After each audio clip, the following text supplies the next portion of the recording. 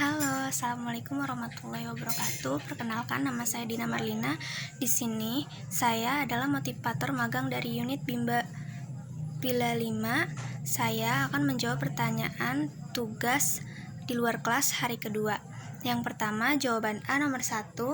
Apa pengertian individual system? Individual system yaitu proses belajar yang berpusat pada anak sebagai subjek belajar. Yang kedua, mengapa pendekatan yang dilakukan harus individual system? Jawabannya agar anak berperan aktif di dalam proses belajar sambil bermain. Yang ketiga, apa tujuan yang ingin dicapai dengan melakukan pendekatan secara individual system? Jawabannya agar proses belajar dapat dilakukan secara bertahap. Yang keempat, di Bimba, murid dan guru memiliki peran masing-masing. Sebutkan apa peran guru dan peran murid. Peran guru berperan memberikan motivasi dan apresiasi kepada anak agar semangat belajarnya semakin hari semakin meningkat. Peran anak bermain sambil belajar. Yang kelima, apa perbedaan antara metode individual system dengan classical system? Perbedaannya, individual system yaitu perbandingan sedikit materi berbeda-beda, kurikulum menyesuaikan, dan anak sebagai subjek. Sedangkan classical system yaitu perbandingan banyak, materi seragam, kurikulum sudah ditentukan, guru sebagai sumber belajar. Yang keenam, bagaimana cara yang dilakukan motivator agar dapat melakukan pendekatan secara individual system? Jawabannya, dengan tidak memperlakukan anak secara klasikal. Yang kedua, selalu melakukan evaluasi anak terhadap afeksi anak.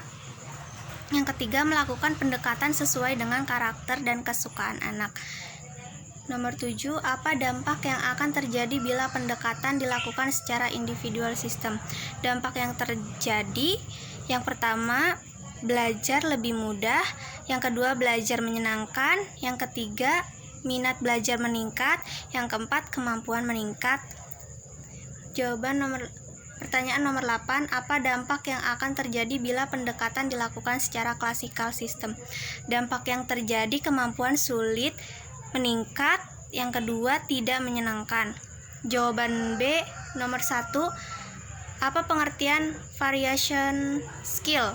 Jawabannya, kemampuan yang harus dimiliki oleh motivator dalam memvariasikan aspek belajar dengan kegiatan belajar. Yang kedua, mengapa kegiatan belajar harus divariasikan? Jawabannya, karena anak mempunyai rentang konsentrasi yang pendek, mudah teralihkan dalam belajar, dan cepat bosan pada satu kegiatan. Yang ketiga, apa tujuan yang ingin dicapai dengan memvariasikan? Agar anak tidak bosan, tetap semangat, antusias, dan tertarik dengan kegiatan belajar. Yang keempat, sebutkan 3 aspek belajar. Yang pertama, kemampuan afektif, kemampuan kognitif, dan kemampuan psikomotorik. Yang kelima, kegiatan apa yang termasuk aspek kognitif? Kegiatan yang berkaitan dengan kerja otak atau kecerdasan. Yang keenam, kegiatan apa yang termasuk aspek afektif? Kegiatan yang berkaitan dengan hati dan perasaan, berupa suka atau tidak suka, senang atau tidak senang. Yang ketujuh, kegiatan apa yang termasuk aspek psikomotorik? Kegiatan fisik yang berkaitan dengan penggunaan anggota tubuh. Yang kedelapan, bagaimana cara motivator memvariasikan kegiatan belajar dengan aspek belajar?